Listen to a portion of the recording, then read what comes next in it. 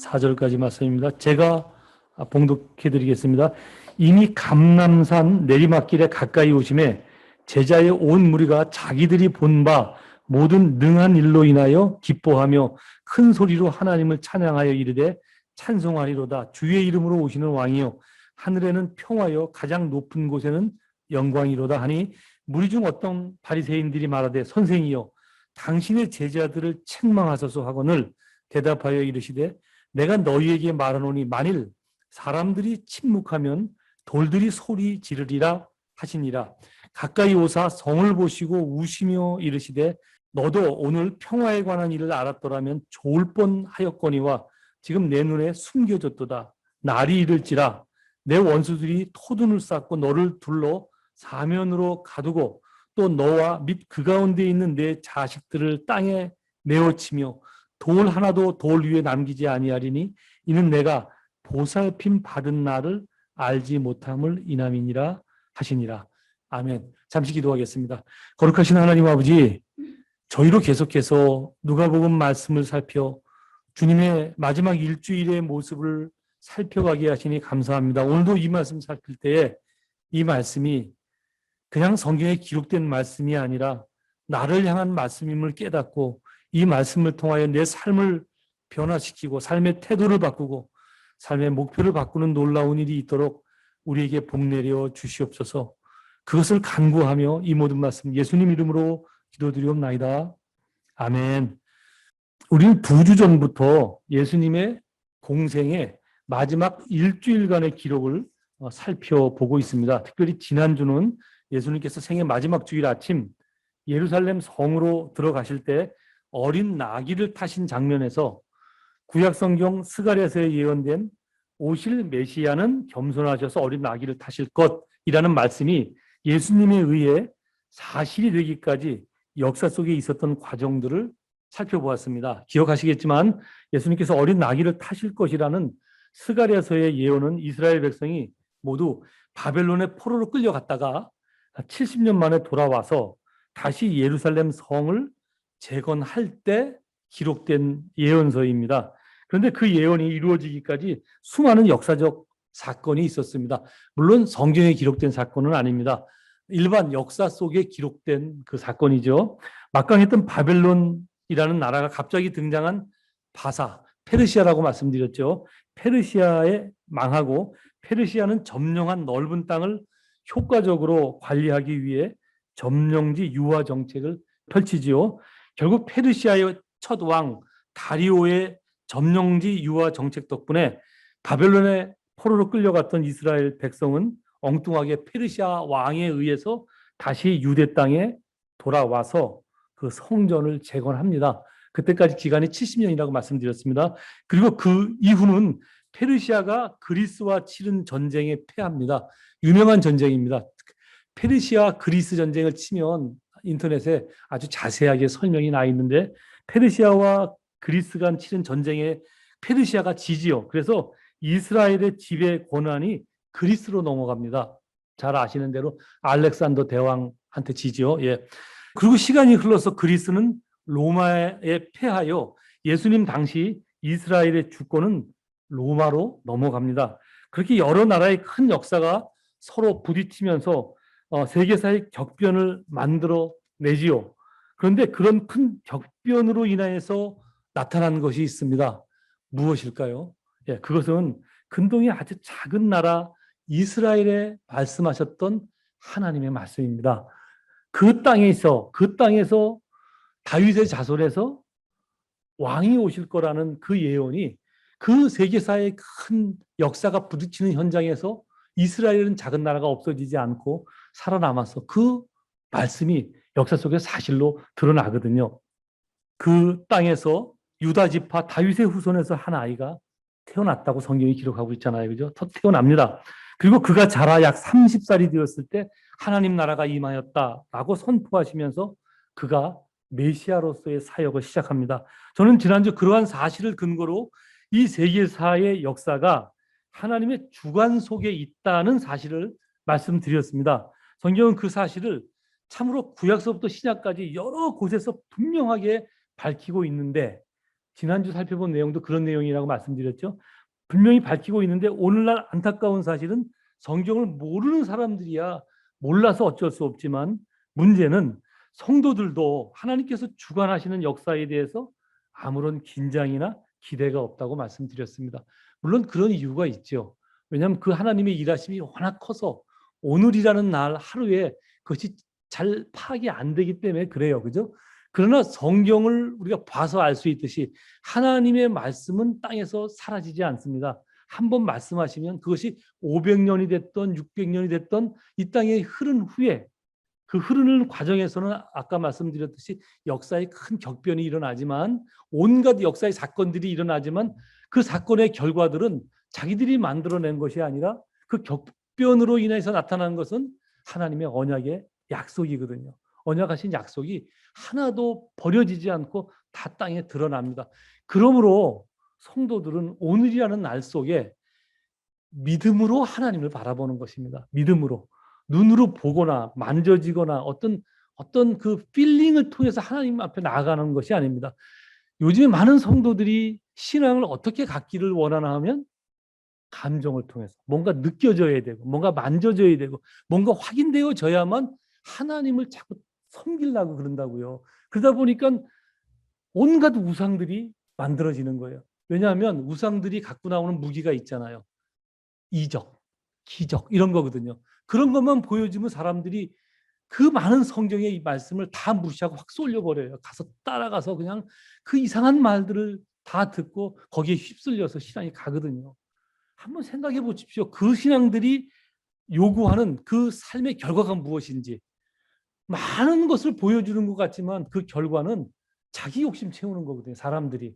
하나님의 큰 능력을 힘입어 자기 욕심 채우는 것을 신앙이라고 생각을 해요. 성경이 그렇게 말한 적이 없거든요. 그러니까 잘 생각하셔야 돼요. 어쨌든 세상에 격변이 일어나서 사람들이 자꾸 이상한 쪽으로 흘러가지만 하나님의 말씀은 이 역사가 하나님의 주관 속에 있다는 것을 초지일관 말씀하고 있다는 사실을 우리는 기억해야 됩니다.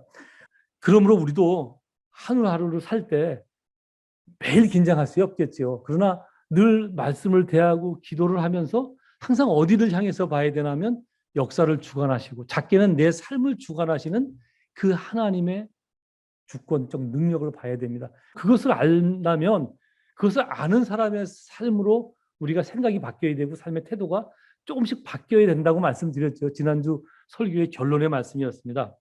여러분 그렇다 그러면 이제 다시 한번 그 부분을 반복하겠습니다. 우리의 삶이 하나님이 주관하시는 역사 안에 있다는 사실을 아는 사람과 모르는 사람의 차이는 어떻게 다를까요? 다르다는 걸 알고 있어요. 구체적으로 어떻게 다를까요? 오늘 본문이 그 차이를 잘 극명하게 이렇게 나타내서 보여주고 있습니다. 어떻게 다른지 한번 확인하도록 하겠습니다. 오늘 본문 내용은 잠시 설명드릴게요. 주일 아침 이제 예루살렘 성전으로 들어갈 때 예수님이 벳바게에서 나귀를 타셨잖아요. 나귀를 타시고 이제 그 감람산 산을 넘어서 내려가면 그 기드론 골짜기가 있고 골짜기라 그래봤자 큰 골짜기가 아니에요. 개울물 같이 졸졸 흐르는 요즘은 그물조차도 흐르지 않지만 그 당시에는 이렇게 발목이 잠길 정도의 물이 흘렀거든요. 1900년도에 찍은 사진을 봐도 그때까지도 물이 흘렀더라고요. 근데 최근에는 물을 흐르는 흔적이 없어요. 어떤 변화가 일어났는지 잘 모르지만 어쨌든 그 기드론 골짜기를 살짝 벗어나면 바로 이어서 예루살렘 성이 나타납니다. 그 앞에 가셨을 때의 이야기예요. 다 같이 한번 확인해 보겠습니다. 37절에서 40절까지 말씀을 읽겠습니다. 37절에서 40절. 37절 시작. 이미 감람산 내리막길에 가까이 오심에 제자의 온 무리가 자기들이 본 바 모든 능한 일로 인하여 기뻐하며 큰 소리로 하나님을 찬양하여 이르되 찬송하리로다 주의 이름으로 오시는 왕이요 하늘에는 평화요 가장 높은 곳에는 영광이로다 하니 무리 중 어떤 바리새인들이 말하되 선생님이요 당신의 제자들을 책망하소서 하거늘 대답하여 이르시되 내가 너희에게 말하노니 만일 이 사람들이 침묵하면 돌들이 소리 지르리라 하시니라. 여러분 두 반응이 나타났어요. 보셨죠? 38절에는 한 무리는 이제 예수님을 따르는 무리들이죠. 아주 보잘것없는 모습으로 어린 나귀를 예수님께서 타셨는데도 불구하고 뭐라고 찬양하냐면 주의 이름으로 오시는 왕이요 하늘에는 평화요 가장 높은 곳에는 영광이로다 하며 찬양합니다. 눈으로 보여지는 것과 믿음으로 다가간 그 결과가 전혀 다르죠. 그죠? 눈으로 보기에는 초라한 모습이었어요. 어린 나귀, 정복자가 나귀를 탄 경우는 없다고 말씀드렸죠. 어린 나귀를 탔는데도 불구하고 주의 이름으로 오시는 왕이요 하늘에는 평화요 가장 높은 곳에는 영광이요. 그가 누군지 깨닫게 된 것이죠. 그러나 39절에 보면 바리새인들은 어린 나귀를 탄 예수님을 왕으로 환영하는 사람들을 전혀 이해하지 못합니다. 뭐 저런 한심한 사람들이 다 있어 라고 생각한 거예요. 그래서 뭐라고 그러냐면 그 소리를 듣다 못해 예수님께 한마디 하죠. 당신 제자들이 저렇게 바보 같은 소리를 하고 있는데 저 사람들의 선생인 당신은 뭐 하고 있냐? 직접 가서 저런 소리 못하게 말려야 하는 것이 당신이 해야 될 일이 아니냐라고 지금 체근하고 있어요. 그래서 예수님께서 사람들이 말하지 않으면 돌들이 말할 것이다. 너무 당연한 거다. 저 사람들이 이렇게 말하는 것. 저 사람들이 본 것이 사실이다라는 말씀을 표현한 것이죠. 즉 한 무리는 예수님을 왕으로 환영하고 한 무리는 말 같지도 않은 소리라고 생각했습니다. 여러분 이 땅의 역사를 하나님께서 주관하신다는 사실을 아는 사람과 모르는 사람의 차이가 바로 이런 결과를 만들어내는 것입니다. 언제?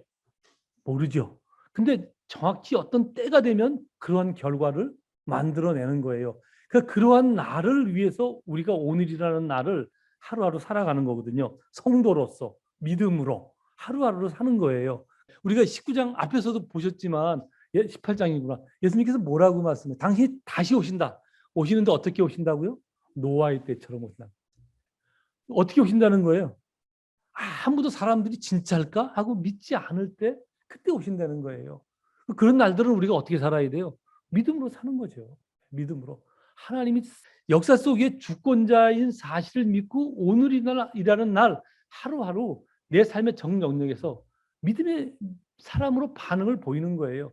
때로는 많이, 때로는 조금, 때로는 실수해서 놓치기도 하지만 그러나 하루하루를 다시 또 하나님 앞에 나가서 하나님 저를 붙들어 주십시오. 하나님의 사람으로 반응하는데 제가 부족했습니다. 부족하잖아요. 아직도 내 안에 남은 그 많은 이기심, 욕심 이런 것들이 남아서 누가 싫은 소리 하면 확 말로 내뱉고 받아치고 싶고 그죠? 또 때로는 발끈하기도 하고 때로는 욕심에 끌리기도 하지만 그렇지만 자꾸 돌이키는 게 성도의 특징이라고 말씀드렸죠. 그죠? 성도는 온전한 게 성도가 아니에요. 하나님 앞에 자꾸 온전해지려는 모습이 사실은 어리석은 거예요. 그냥 그 모습 그대로 나가면 돼요. 하나님이 도우심이 없이는 우리는 온전해질 수 없어요. 어떻게 우리가 인간의 욕심을 스스로 이길 수 있어요? 없어요, 우리는. 매일매일 나가서 하나님 앞에 나아가는 거예요. 나아갈 때 하나님께서 지혜를 주셔서 내 스스로를 바라보게도 하시고 또는 극복할 힘과 용기를 주시고 때로는 참게 하셔서 하나님의 사람으로 반응하게 만들어가는 거거든요. 늘 믿음으로 나가가는 사람은 망할 것 같지만 안 망해요. 이스라엘이 그랬잖아요. 망할 것 같지만 안 망하거든요. 예. 결국은 하나님의 약속을 이뤄낸다고요. 이것이 성도들의 삶이고 성경이 말하는 성도의 모습이라고요. 어쨌든 그 결과를 재밌게 차이가 난 결과를 조금 더 구체적으로 설명하자면 이 땅의 역사를 하나님께서 주관하신다는 사실을 아는 사람은 어느 날 하나님께서 역사 속에 어떤 일을 하셨을 때 그 의미를 깨닫고 얼른 하나님을 주목합니다. 그러나 이 땅의 역사는 우연한 역사이고 그 과정과 결과는 인간이 서로 노력해서 만드는 것이라고 생각하는 사람은 역사 속에서 하나님의 일하심을 전혀 깨닫지 못하죠. 사람이 한다고 생각을 하니까 깨닫지 못하는 것입니다. 그저 말 같지도 않은 소리일 뿐이라고 생각합니다. 여러분 그렇다면 즉 이 세상의 역사를 하나님께서 주관하신다는 사실을 아는 사람과 모르는 사람의 결국 그 결말은 어떻게 될까요? 결말은 그 결국을 예수님께서 직접 말씀하셨습니다. 어떻게 될 것이라는 말이 아니라 긴 구약의 이스라엘 역사에 그런 결과가 일어날 것이다 라고 예언을 하십니다. 한번 뭐라고 말씀하셨는지 확인해 보도록 하겠습니다. 41절에서 44절 사실 두려운 말씀이에요. 잘 우리가 마음속에 새겨두어야 될 말씀입니다. 41절 시작. 가까이 오사 성을 보시고 우시며 이르시되 너도 오늘 평화에 관한 일을 알았더라면 좋을 뻔하였거니와 지금 내 눈에 숨겨졌도다. 날이 이를지라 내 원수들이 토둔을 쌓고 너를 둘러 사면으로 가두고 또 너와 및 그 가운데 있는 내 자식들을 땅에 메어치며 돌 하나도 돌 위에 남기지 아니하리니 이는 내가 보살핌 받는 날을 알지 못함이니라. 예, 예수님이 감람산을 내려가 예루살렘 성전에 다가가셨을 때 예수님께서 예루살렘 성전을 보시고 우셨다. 그렇게 기록이 남았습니다. 여러분, 왜 우셨을까요? 당신이 예루살렘 성전을 오고 싶어 했으므로 반가움의 눈물이었을까요? 제가 성경을 읽을 때 느끼셨겠지만 예루살렘 성의 결국을 그가 아셨기 때문입니다. 그래서 뭐라 말씀하시냐면 42절이죠. 너도 오늘 평화에 관한 일을 알았더라면 좋았으련만 지금 내 눈에 숨겨졌도다 라고 말씀을 합니다. 여기서 평화에 관한 일은 하나님께서 인간을 죄와 그 죄의 책임에서 구원하시고자 당신의 아들 예수를 이 땅에 보내신 사건입니다. 그 평화에 관한 일을 네가 알았으려면 좋았을 텐데 그 얘기는 뭐예요? 몰랐다는 거 아니에요 지금. 몰랐다는 거. 예수님이 이 땅에 왕으로 오셨는데 몰랐다는 것입니다. 그 결과가 어떻게 될까요? 그 결과를 주님이 이미 아셨습니다. 그래서 주님이 우신 것입니다. 여러분, 그런데 이스라엘 사람들은 그 놀라운 일을 왜 깨닫지 못했을까요? 사실 우리가 자꾸 질문을 던져야 되거든요. 그래야 성경을 통해서 오늘이라는 날에 나에게 하시는 말씀을 살펴봅니다. 여러분, 제가 설교 준비를 어떻게 하는 줄 아세요? 성경 구절을 이렇게 읽은 것을 일주일 내내 생각하면서 계속해서 질문을 던집니다. 그리고 그 질문에 대한 해답을 제가 성경에서 찾고 주석에서 찾고 뭐 여러 경로를 통해서 찾아보려고 애를 씁니다. 책을 통해서 찾아질 때도 있지만 제가 성경을 이렇게 앞뒤로 막 깨맺혀져서 그것이 깨달아질 때는 더욱 기쁘고요. 그래서 찾아내는 거예요. 여러분도 계속 질문을 던져야 돼요. 이 사람은 도대체 왜 못 깨달았을까? 어떤 사람은 깨닫는데 이 유대인들은 왜 못 깨달았을까? 못 깨닫는지에 대한 말씀을 20장에서 예수님이 굉장히 자세하게 하세요. 그건 20장 들어갈 때 조금 살펴보기로 하고 오늘은 아주 뭉뚱그려서 제가 설명을 하겠습니다. 예수님의 말씀에 따르면 그들의 눈에 하나님의 일하심이 숨겨져 있다는 것입니다. 여러분, 하나님께서 숨기셨을까요? 그러면 자기에 있는 어떤 것들이 그 진실을 못 보게 가리웠을까요? 후자겠죠. 하나님께서 숨기지 않잖아요. 왜냐하면 성경에 보면 구약 성경의 약 3분의 1이 선지서예요. 선지서. 많은 분량이 선지서라고. 선지서가 다 무슨 내용이에요? 하나님께서 당신의 뜻을 당신 백성에게 알리신 내용이에요. 그죠? 제발 내 뜻을 알아라. 돌아와라 말이야 나에게. 그 내용이 전부 3분의 1이거든요. 하나님은 시간만 되면 계속해서 선지자를 보내서 당신의 뜻을 알게 하셨어요. 당신 백성에게. 그러니까 하나님이 감추실 일은 없어요. 보여주셨는데도 그들이 깨닫지 못한 것입니다. 왜? 눈이 감춰졌다는 거예요. 너희 눈에 감춰졌다. 왜 감춰졌을까요? 왜? 그게 중요하게 우리가 오늘 살펴봐야 될 내용입니다. 여러분, 하나님께서 계속해서 당신 백성에게 당신의 뜻을 알리려 하셨지만 선지자를 통해서 이스라엘 백성들은 오히려 선지자를 죽였죠. 그죠? 죽였습니다. 그런 역사에 사실이 있은 뒤에 드디어 하나님께서 이스라엘 백성을 깨닫게 하시려고 약속대로 당신이 직접 이 땅에 육신의 몸을 입고 메시아로 오신 것입니다. 여러분, 그런데도 그들은 깨닫지 못했죠. 깨닫지 못했다는 것이 오늘 본문의 내용입니다. 오히려 메시아로 오신 예수님을 제거하려고 계획을 세웁니다. 그들 관점에서 전혀 말 같지도 않은 소리를 하는 사람이 누구예요? 예수님이거든요. 예수라는 사람이 갑자기 나타나 자기가 메시아라고 그러면서 말 같지도 않은 소리를 계속 해야 되니까 듣다 못해 드디어 죽여야겠다라고 생각을 한 것입니다. 결국 하나님의 뜻은 그러한 이스라엘 백성을 포기하지 않는 것이었어요. 하나님은 당신 백성을 포기하지 않으시거든요. 포기하지 않기 위해 하나님께서 행하신 일이 있습니다. 구약에 보면 이스라엘 백성을 포기하지 않으시려고 당신 백성을 바벨론 손에 붙이셨잖아요. 바벨론 손에 갔다가 돌아온 지 500년이 됐어요.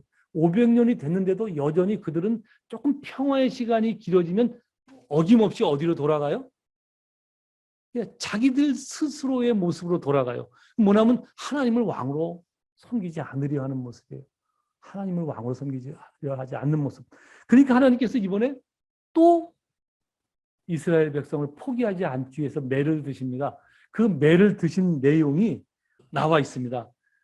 이제 43절에 아주 짤막하게 나와 있는데 43절에 보면 이렇게 기록되어 있습니다. 예루살렘 성이 받아야 될 고난인데요. 내가 때가 되면 내 원수들이 토둔을, 흑성이죠, 흑성, 토둔을 쌓고 너를 둘러 사면으로 가두고 너와 내 자식들을 땅에 메어치며 돌 위에 돌이 하나도 남지 않을 정도로 멸망하게 될 것이다 라고 예언을 합니다. 멸망해서 없어졌으면 하나님의 폭이죠. 그죠? 하나님의 폭인데 이스라엘이 지금 존재해요, 안 해요? 네, 지금까지 존재해요. 그러니까 포기하지 않으시려고 이스라엘에게 매를 드신 거예요. 선지자를 보냈을 때보다 더 큰 매를 드셨죠. 더 매를 드신 거예요. 그 시대 근동 지역 역사를 기록하고 있는 요세푸스, 제가 자주 언급했죠. 요세푸스라는 사람의 그 기록에 의하면 이 예수님의 말씀이 AD 70년의 역사의 현장에서 사실로 나타납니다. 예수님께서 말씀하신 대로 로마의 장교 티토, 많이 들어보셨죠? 티토 장군이 예루살렘 성을 침공해서 당시 유월절 행사를 위해 예루살렘 성으로 몰려들었던 약 3만 명의 이스라엘 사람들을 딱 가둬놓고 진멸을 시켜버립니다.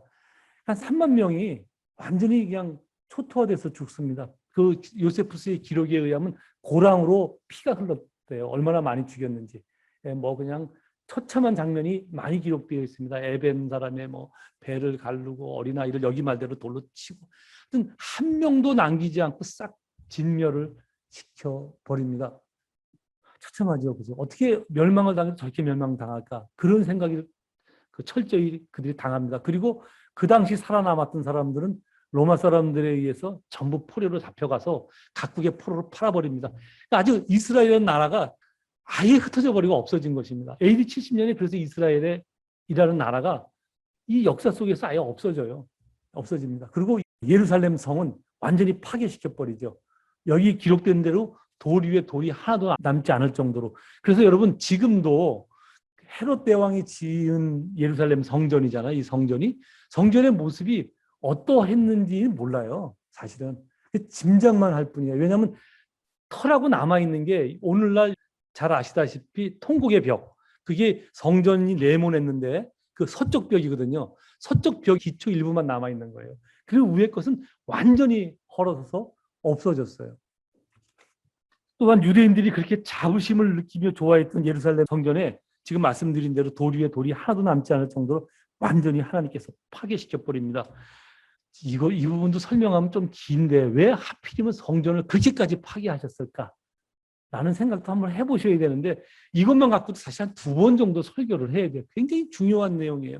우리가 잘 깨달아야 돼요. 사실은 뭐 예를 들면 유대인들의 신앙의 근본이 됐던 장소가 성전이거든요. 이들은 이것이 늘 자랑이었잖아요. 어디 가서 이것이 예루살렘 성전이다. 예레미야에 보면 이것이 예루살렘 성전이다. 이러고 떠들고 다녀요. 왜냐하면 자신들이 예루살렘 성전을 잘 성전세를 내고 사람들을 배치하고 그래서 그 성전을 잘 지킨 것이 자기들 신앙을 잘 지킨 것이라고 늘 자부를 했거든요. 그리고 그 결과 하나님 앞에 뭘 요구했어요? 보상을 요구했어요. 내가 당신 이렇게 섬겼으니까 당신은 나에게 마땅히 보상을 해야 합니다. 라는 그 신앙 패턴이 유대인들의 신앙 패턴이었거든요. 근데 하나님께서 철저히 그 성전을 파괴해서 없애버립니다. 여러분, 왜 이런 끔찍한 일이 역사 속에 일어났을까요? 우연일까요? 아니면 그 시대 로마의 힘이 너무 셌기 때문에 나타난 자연스러운 현상일까요? 네. 어떻게 생각하세요?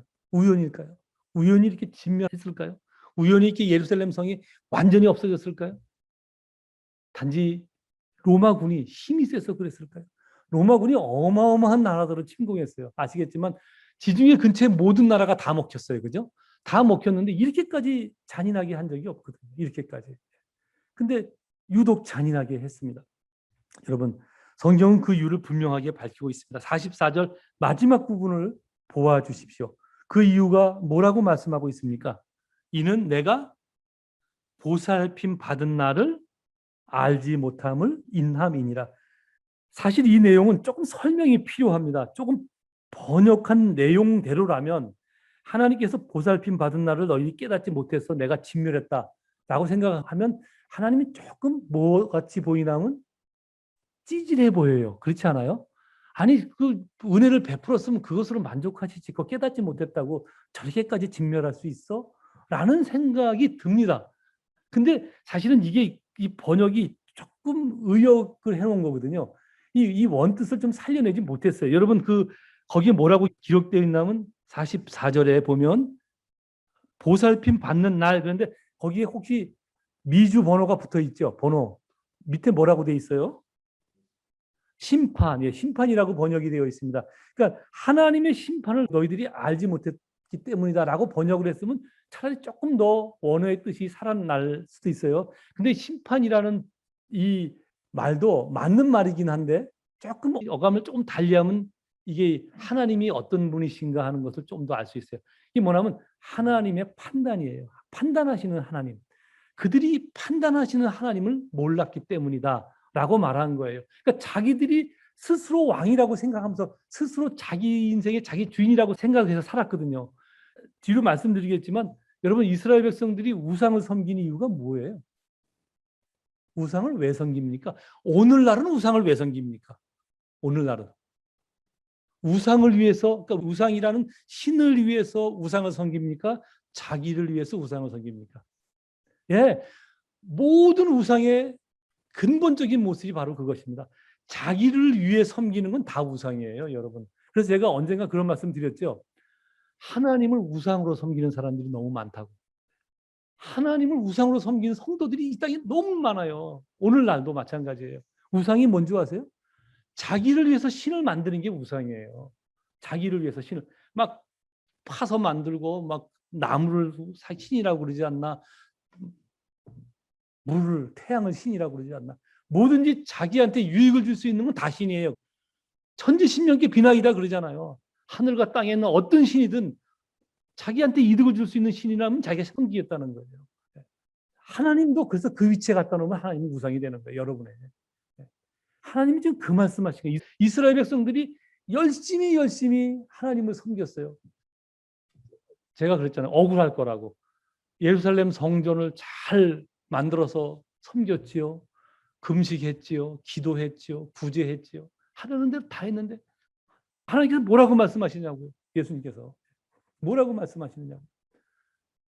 여러분, 이들이 그렇게 열심히 신앙생활을 한 것, 신앙생활 누구를 위해서 했을까요?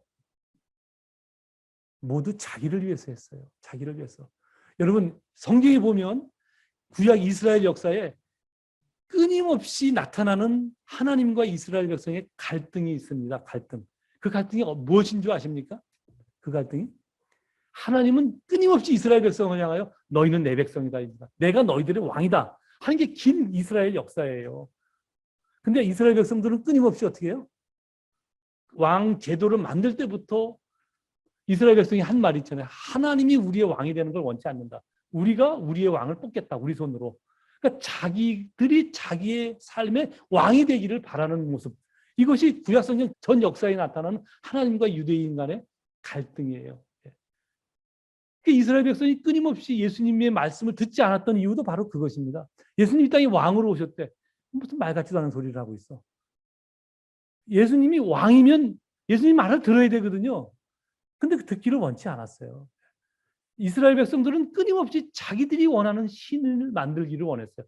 자기들이 원하는 메시아가 오기를 원했어요. 어떤 메시아죠? 자기들이 공들이고 자기들이 조금 알랑 바치면 그 메시아가 자기를 위해서 싸워줄 그런 메시아. 그 메시아를 원했던 거예요. 이스라엘 사람들은. 근데 예수님이 왕으로 오셨대요. 왕으로 오신 예수님이 자기를 위해서 나타내고 힘써주는 모습이 하나도 안 보이잖아요. 어린 나귀를 타질 않았나. 그죠? 아무것도 하는 일이 없거든요. 저런 사람이 어떻게 우리를 위해서. 아니, 게다가 나이 30살까지 목수로 살았던 것, 건축자로 살았던 것 다 알았는데 저런 게 어떻게 우리의 왕이냐. 그 말은 저런 게 어떻게 우리를 위해서 무엇을 해줄 수 있냐 하는 것입니다. 그 싸움이 끊임없이 나타나는 거예요. 끊임없이 이스라엘. 그렇게 자기를 위한 왕을 원하면 이 땅에 하나님이 주권자로서 행하시는 역사가 안 보여요. 오늘 설교의 주 결론이 바로 그 말씀입니다. 그리고 그 결론은 하나님의 심판을 못 본다는 거예요. 하나님이 판단하시는 하나님을 놓친다는 거예요. 다 어디서 결과가 나오냐? 이 땅의 주권자가 하나님이심을 모르면 그래요. 오늘 이스라엘 백성들이 당했잖아요. 모르는 그 결과가 이렇게 돼 있잖아요. 그죠? 하나님이 당신 백성을 포기하지 않으시려고 매를 드셨잖아요. 아주 혹독한 매를 드셨죠. 약 한 1900년, 약 한 70년에 사라졌다가 1948년도에 다시 이 땅에 등장을 하잖아요. 45년도인가요? 48년도인가요? 맨날 헷갈려, 나 그거. 어쨌든 다시 이스라엘 이 땅의 지구상에 등장을 하잖아요. 그 사이 구약에는 70년간만 살짝 지구상에서 지웠지만, 역사 속에서 지웠지만, 이제는 그 긴 세월 하나님께서 지우신 거라고요. 왜? 그 원인이 뭐예요? 이 땅의 주권자가 하나님이시고, 이 역사를 하나님이 주관하신다는 사실을 모르고, 자기가 자기 인생의 주인이 되어서 살려고 한 일의 결과가 이렇게 이 끔찍한 결과를 만들어낸 거예요. 여러분, 오늘날은 어떨까요? 오늘날도 마찬가지라는 사실을 아셔야 돼요. 왜냐하면 예수 그리스도가 이 땅에 다시 오실 것이기 때문에 이 역사는 결국 그 역사로 가게 되어져 있거든요. 이 땅의 역사는 결국 예수 그리스도가 다시 오실 수밖에 없는 역사로 흘러가게 되어져 있어요. 그죠? 우리 19장에서 앞에서 봤잖아요. 예수님께서 왜 이스라엘 백성에게 문화 비유를 말씀하셨어요? 당신이 반드시 돌아온다. 문화 비유가 그거잖아요. 예수님께서 어디를 가시면서 어떤 주인이 여행을 떠나면서 종들에게 자신의 것을 맡겼는데 그 문화를 맡겼죠. 그 문화를 갖고 갔다 와서 판단하셨잖아요. 얼마큼 올바른 삶을 살았나. 그 문화 비유에 통해서 공통적으로 나타나는 일이 있다고 그랬죠. 제가. 뭐예요? 반드시 다시 오신다는 것. 오시면 반드시 하나님께서 판단하신다는 것. 예. 판단하셔서 심판하시겠죠. 그죠? 판단하셔서 우리를 당신의 뜻대로 사는 하나님의 당신의 백성들은 칭찬하실 것이고 복 주실 것이고, 그죠? 그렇지 않으면 혹독한 형벌을 받게 하신단 말이에요. 이게 성경이 오늘날 우리에게 보여주는 것이라니까요. 사랑이 하나님이지만 사랑이 하나님이기 때문에 혹독한 대가를 치르게 하신다는 사실을 아셔야 돼요, 여러분. 여러분, 하나님은 역사의 주인이십니다. 그리고 그 사실을 모르면, 그 사실을 모르고 이 땅의 삶의 역사가 인간에 의해서 흘러간다고 생각하고 자기가 그것에 한몫하고자 스스로 주인이 돼서 열심히 산다 그러면 제일 큰 문제가 하나님의 일하심을 보지 못합니다. 하나님이 말씀하시는 말씀을 성경을 통해서도 듣지 못해요. 그리고 뭐만 들으려고 그래요? 자기에게 필요한 말씀만 보려고 그런다고요. 설교를 들어도 그런 말씀만 들으라고 그래요. 말씀을 통해서 이것이 하나님의 뜻입니다. 전에도 앉아서 속으로 앉아서 뭐라고 그러는 줄 아세요? 그건 목사님의 뜻이죠. 목사님 생각이죠. 그런데니까요. 솔직히 그렇습니까? 안 그렇습니까? 제가 그랬거든요. 집사일 때. 제가 그랬다니까 집사님 때. 그건 목사님 생각이죠. 그리고 듣기 원하는 소리만 들었어요. 복 준다는 소리, 그냥 잘 된다는 소리, 이런 것만 듣기 원해서 늘 신앙의 시간들을 낭비하고 살았습니다. 여러분, 신앙생활을 하는 거요. 이스라엘 백성들이 왜 헷갈렸는 줄 아세요? 하나님이 살아계신다고 믿었어요. 믿었어요. 믿었는데 그 뜻대로 사실은 이스라엘 백성이 바벨에서 돌아왔잖아요. 돌아오고 놀라운 일이 있었는데 그때뿐이거든요. 그러고 나서의 결과는 특별하게 뭐 달라지는 게 없어요. 달라지는 게 없어요. 뭐가 세계사에서 자기네가 우뚝 쓰고 더 이상 그 침탈을 당하지 않고 아주 부강한 나라로 행복하게 살아야 되는데 이스라엘이 그러지 않았거든요. 그러지 않았기 때문에 이스라엘 사람들은 계속해서 우상 두리번 거리면서 우상을 찾았던 거예요. 여러분, 하나님께서 원하시는 것은 우리가 이 땅에서 잘 먹고 잘 사는 것이 아니에요. 고통받고 살라는 것도 아니에요. 그저 하나님의 백성으로 반응하며 살기를 원하시는 거예요. 그것을 오늘날 그냥 벌어진 내 삶에 조금씩 그 일을 해나가면 돼요. 그러면 때에 맞춰 물가에 심기운 나무가 시절을 쫓아 과실을 맺음 같이 그렇게 되는 거예요, 여러분. 근데 여러분의 때에 안 되는 것 같지만 안 되지 않아요. 어느 때가 되면 길이 열리고 어느 때가 되면 또 일이 풀리고 안 되는 것 같고 맨날 망할 것 같아요. 맨날 안 되는 것 같아요. 그런데 그 삶의 결과를 보면 그렇지 않단 말이에요. 하나님께서 당신의 백성들을 졸지도 주무시지도 않고 살피시기 때문에 때에 맞춰 그 일을 당신이 하실 일을 하시거든요. 근데 왜 놓치냐? 안 듣고 안 보니까 놓치는 거예요. 왜 못 보냐? 당신이 자기가 주인이라고 생각하는데 하나님이 주인으로서 행하신 일이 보일 리가 없지요. 보일 리가. 보일 리가 없어서 못 본 거예요. 이스라엘 백성들이. 그러나 믿음으로 그 사실을 본 사람들은 비록 나귀를 타셨지만 예수님을 왕으로 섬기면서 받아들이지 않습니까? 여러분, 오늘날도 마찬가지입니다. 여러분, 여러분이 오늘이라는 날 하루하루 살 때 하나님께서 오늘날 눈에 보이지 않지만 그 일하심이 너무 커서, 그렇지만 하나님은 졸지도 주무시지도 않고 이 역사를 주관하고 계시고 작게는 여러분의 삶을 주관하고 계시다고요. 그런데 그 하나님의 일하심을 못 보는 경우가 많다는 사실을 아셔야 돼요. 정말 깊게 기도하고 늘 하나님 앞에 깨어 있으면 영적 안목이 열려서 그 일하심을 매일의 삶 속에서도 볼 수 있어요. 그게 알게 하고 깨닫게 하신다고 성경이 말씀하고 있거든요. 여러분, 하나님은 우리의 삶의 주권자이시라고요. 그 사실을 깨닫지 못하면 오늘날 하나님께서 일하심이 우리의 눈에 보일 리가 없어요. 보이지 않습니다. 그리고 그 결과는 오늘 보시다시피 이런 참담한 결과를 만들어냅니다. 하나님께서 만드신 게 아니에요. 다 자기들 스스로 만든 거예요. 이스라엘 백성이. 이제 20장에 들어서면 좀 더 우리 그런 장면을 예수님께서 구체적으로 설명하시는데 더 깨달을 수 있을 것입니다. 바라기는 오늘이라는 날을 살면서 하나님의 주되심을 깨달아 알아서 매일의 삶 속에 여러분을 위해서 일하시는 하나님의 역사를 깨닫고 보는 복된 성도들이 되어지기를 소망합니다. 아멘. 기도하시겠습니다.